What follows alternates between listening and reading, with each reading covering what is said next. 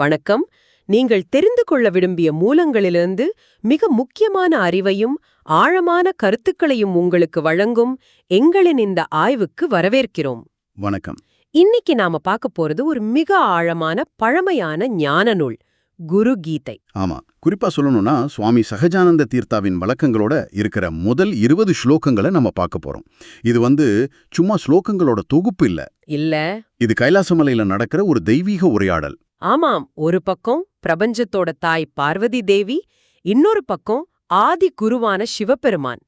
பார்வதி கேக்குற ஒரே ஒரு கேள்விதான் இந்த முழு ஞான பொக்கிஷத்தையும் நமக்கு திறந்து வைக்குது. என்ன கேள்வி அது? அதாவது, இந்த சின்ன உடலுக்குள்ள அடைபட்டிருக்கிற ஒரு சாதாரண மனிதன் எல்லையற்ற பிரம்ம நிலையை அடைறது எப்படி? இதுதான் நம்ம இன்னை ஆய்வோட மையப்புள்ளி. கேள்வி. சரி, அந்த உரையாடல் எப்படி தொடங்குதுன்னு பாப்போமா?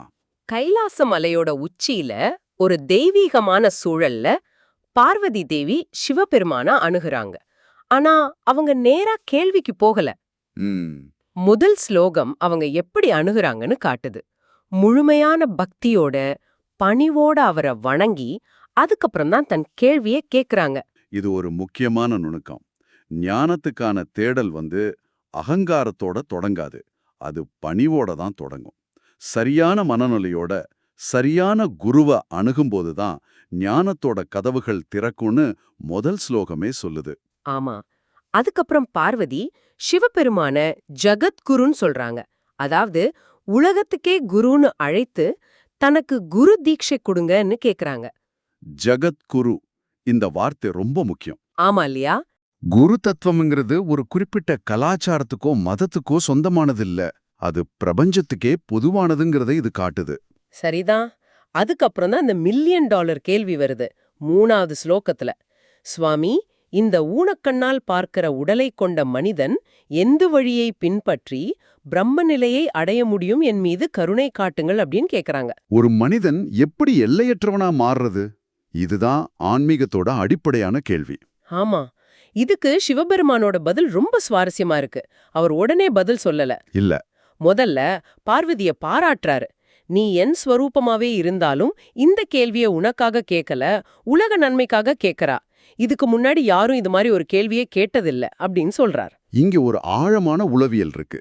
நம்ம தேடல் நான் எப்படி முக்தி அடைகிறதுங்கிற சுயநலத்திலிருந்து மனிதகுலம் எப்படி உயர்வதுன்னு பொதுநலமா மாறும்போது பிரபஞ்சத்தோட ரகசியங்கள் தானா வெளிப்படும். ஓஹோ.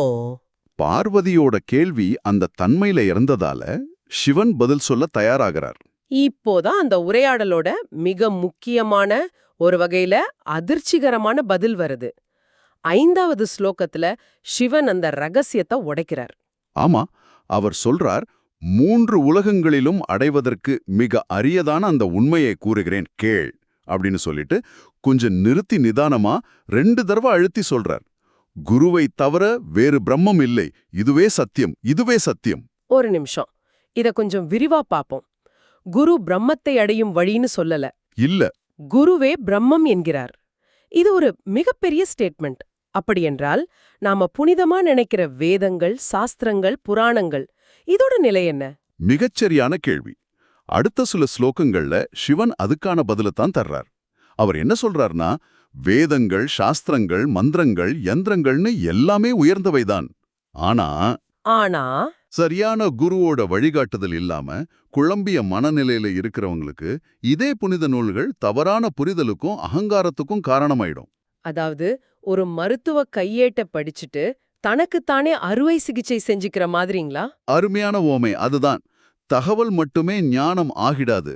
அந்த தகவலை அனுபவமா, உணர்வா மாத்துறவர் தான் குரு. சரி.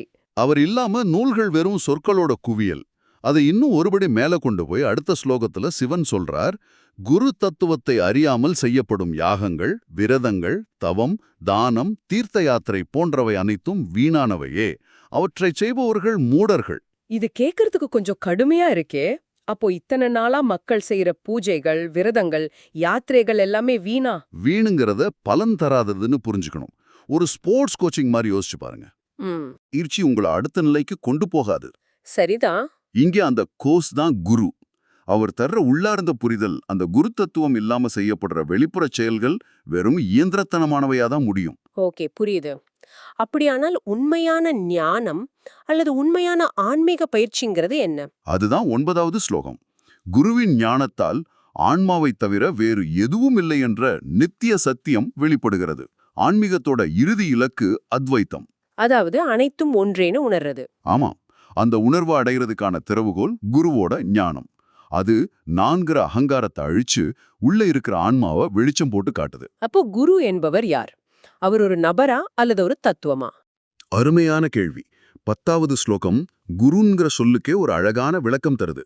கூனா இருள், அதாவது அறியாமை. ரூனா அதை நீக்கிறது, அதாவது ஞான ஒளி. ஓஹோ, இருளை நீக்கும் ஒளி. ஆமா, நம்ம அறியாமைங்கிற இருளை நீக்கி ஞானம்ங்கிற ஒளியை ஏற்றி வைக்கிறவரே குரு. அவர் ஒரு நபரா இருக்கலாம், ஆனா அவர் பிரதிநிதித்துவப்படுத்துறது ஒரு பிரபஞ்ச தத்துவத்தை. சரி, ஒருத்தருக்கு அப்படி ஒரு குரு கிடைச்சிட்டா சீடனோட பங்கு என்ன? அந்த உறவு எப்படி செயல்படுது? அந்த உறவோட ஆணிவேர் முழுமையான சரணாகதி. 11வது ஸ்லோகத்துல சிவன் சொல்றார், ஸ்ரீ குருவின் திருவடிகளை சேவிப்பதன் மூலம் ஒருவன் எல்லா பாவங்களிலிருந்தும் விடுபட்டு தூய ஆன்மாவாகி பிரம்மமாகவே ஆகிறான் அப்படின்னு. இங்கே திருவடிகளை சேவிப்பதுங்கிறத எப்படி புரிஞ்சுக்கிறது? இது ஒரு சடங்கா? நிச்சயமா இல்ல. பாத சேவைங்கிறது ஒரு ஆழமான குறியீடு. அது குருவோட போதனைகளை முழுமையா கேள்விகள் இல்லாம பின்பற்றதையும் அவர்கிட்ட தன் அகங்காரத்தை முழுசா சமர்ப்பிக்கிறதையும் தான் குறிக்குது. அப்போ அந்த முழுமையான சரணாகதி தான். ஆமா, அதுதான் ஒரு சாதாரண மனிதனை பிரம்ம நிலைக்கு உயர்த்துது. அடுத்த சில ஸ்லோகங்கள் இந்த சரணாகதியோட மகிமையை இன்னும் ஆழமா விளக்குது. குறிப்பா குருவின் பாத தீர்த்தம்னு ஒரு உருவகம் திரும்ப திரும்ப வருது. அதை எப்படி புரிஞ்சுக்கிறது?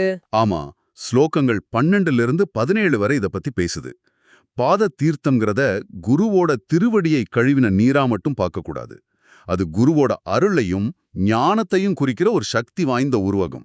சரி, ஒரு ஸ்லோகம் சொல்லுது, குருவின் திருவடிகளை நினைத்து அந்த நீரை தலையில் தெளித்துக் கொள்பவன் உலகின் அனைத்து புனித தீர்த்தங்களிலும் நீராடிய பலனை அடைகிறான் அப்படின்னு. இதோட உள்ளர்த்தம் என்ன? புண்ணிய நதிகள் நம்ம உடலை தூய்மைப்படுத்துது, ஆனா குருவோட அருள் நம்ம உள்ளத்தை தூய்மைப்படுத்துது. உள்ள தூய்மைதானே உண்மையான புண்ணியம். ஆமா, அதனால குருவோட ஞானத்தை சிரமேற்கொள்ளும் போது, அதாவது அதை முழுசா ஏத்துக்கிறப்போ, அதுவே மிகப்பெரிய தீர்த்த யாத்திரை. இன்னும் சில ஸ்லோகங்கள் அந்த பாத தீர்த்தம் பாவங்கள் என்னும் சேற்றை உலரச் செய்கிறது, ஞானம் என்னும் ஒளியை ஏற்றுகிறது, சம்சார கடலை கடக்க உதவும் தோணியாக இருக்கிறதுன்னு சொல்லுது. பாருங்க, எவ்வளவு அழகா ஒரு சிஷ்யனோட ஆன்மீக பயணத்தை இது விளக்குது.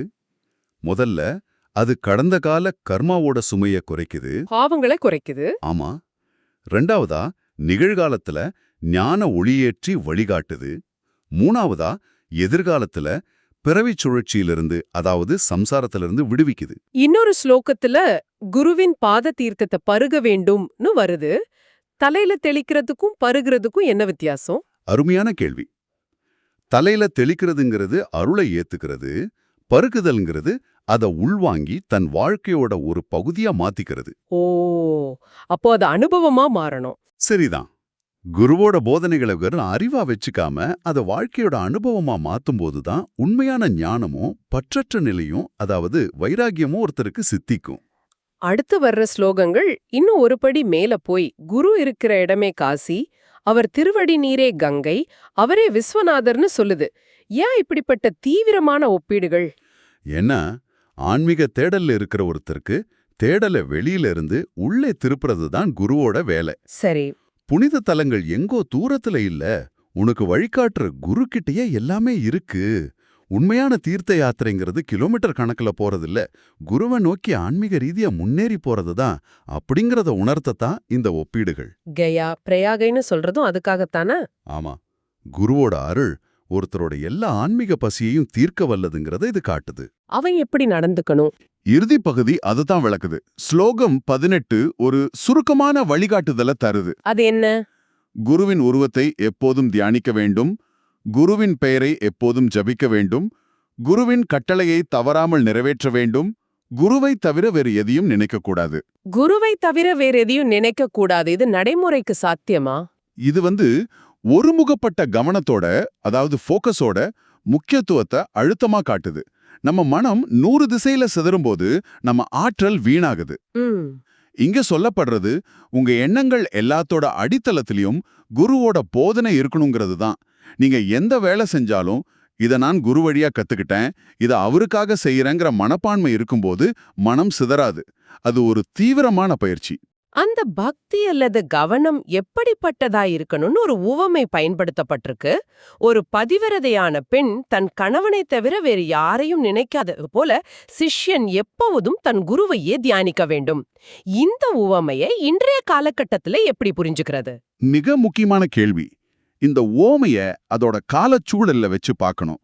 அதோட நோக்கம் அந்த உறவோட சமூக பரிமாணத்தை பத்தி பேசுறதில்ல. அப்போ அதோட நோக்கம் அந்த பக்தியோட தீவிரத்தையும் தூய்மையையும் ஒருமுகத்தன்மையையும் விளக்குறது மட்டும்தான். அந்த அளவுக்கு கலப்படம் இல்லாத தூய்மையான பிரிக்கப்படாத கவனம் தேவைங்கிறத வலியுறுத்ததான் அந்த ஓமை. அப்போ ஞானம்ங்கிறது தகவல் இல்ல. இல்லவே இல்ல. அது குருவோட அருளாலையும் சீடனோட தூய்மையான பக்தியாலையும் மட்டுமே மலரக்கூடியது. இறுதியா 20வது ஸ்லோகம் ஒரு சீடன் எதையெல்லாம் துறக்க வேண்டும்னு சொல்லுது. தன் ஆசிரமம், ஜாதி, புகழ், செல்வம் என அனைத்தையும் துறந்து குருவைத் தவிர வேறு எதையும் நினைக்கக்கூடாது. இதை எப்படி புரிஞ்சுக்கிறது? வேலைய விட்டுட்டு குடும்பத்தை விட்டுட்டு காட்டுக்கு போகணுமா? இல்லவே இல்ல. கீதையோட மிக அழகான விஷயமே இதுதான். இங்க துறப்பதுங்கிறது பொருட்களை இல்ல, பற்றுதல. பற்றுதல். ஆமா, நான் ஒரு பிராமணன், நான் ஒரு பணக்காரன், நான் ஒரு புகழ்பெற்றவன் போன்ற சமூக அடையாளங்களையும் நான் எனதுங்கிற அகங்காரத்தையும் தான் விட சொல்லுது. So, the text isn't asking you to leave your job. The real renunciation it demands is internal, letting go of the labels you use to define yourself. Exactly. உங்க உண்மையான அடையாளம் நான் ஒரு ஆன்மாங்கிறது மட்டும்தான். அந்த நிலைக்கு வரும்போது தான் குருவோட அருள் உங்களுக்குள்ள முழுமையா பாயும். அந்த சமூக அடையாளங்கள் எல்லாம் அந்த பிரவாகத்திற்கு தடைகளா இருக்கு. ஆஹா, குரு கீதையோட இந்த முதல் 20 ஸ்லோகங்கள் வழியா ஒரு முழுமையான பயணத்தையே மேற்கொண்டிருக்கோம். ஒரு கேள்வியில தொடங்கி குரு என்பவர் யார்? அவரே பிரம்மம், அவரே வழி, அவரே இலக்கு, அவரை அடைய சிஷ்யன் என்ன செய்யணும்னு ஒரு தெளிவான வரைபடத்தை இது நமக்கு தருது. ஆம், குரு தத்துவத்தை உணராம செய்யப்படுற எந்த ஆன்மீக செயலும் முழுமை அடையாதுன்னு சிவன் திரும்ப திரும்ப வலியுறுத்துறார். இது வெறும் நம்பிக்கை சம்மந்தப்பட்ட விஷயம் மட்டும் இல்ல, இது ஒரு செயல்முறை. சரிதான். வழிகாட்டி இல்லாம எந்த பெரிய இலக்கையும் அடைய முடியாதுங்கிறது ஒரு உலக பொதுவான உண்மை. ஆன்மீகத்துல அந்த வழிகாட்டியே குரு. இந்த உரையாடல் உங்களுக்குள்ள பல புதிய சிந்தனைகளை தூண்டி இருக்கும்னு நம்புறோம். உங்களுக்கு ஒரு இறுதிச் சிந்தனை. இந்த ஸ்லோகங்கள் குருவை ஒரு குறிப்பிட்ட நபரா மட்டும் பார்க்காம ஒரு தத்துவமா, ஒரு வழிகாட்டும் சக்தியா பாக்குது.